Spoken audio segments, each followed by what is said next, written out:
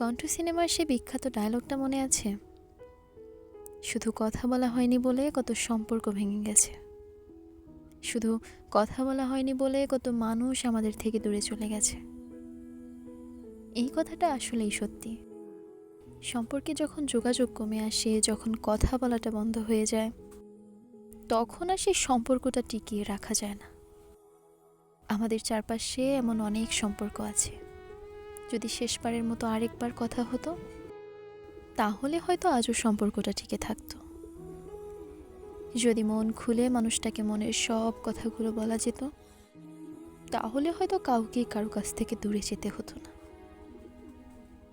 সম্পর্কে যখনই কথা বলাটা কমে আসে, তখনই আমরা একে অপরের কাছ থেকে দূরে যেতে থাকি।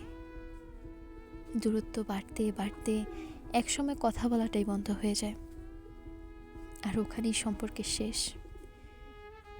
এভাবেই এই শহরে অসংখ্য সম্পর্কের সমাপ্তি ঘটে শুধু শুধু কথা বলা হয় না বলে। যে কোনো সম্পর্কে কথোপকথনটা খুব জরুরি। জরুরি মানুষটার কথাগুলো জানার, জরুরি মানুষটাকে নিজের সব কথাগুলো বলার। মানুষ সবচেয়ে বেশি কষ্ট পায় প্রিয় মানুষের কথা বলার আগ্রহ কমে যাওয়ায়।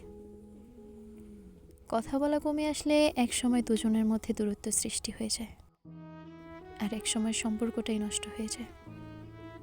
তাই দূরত্বে নয়, গুরুত্বে বাঁচুক আমাদের সম্পর্কগুলো, কথায় বাঁচুক আমাদের ভালোবাসাগুলো।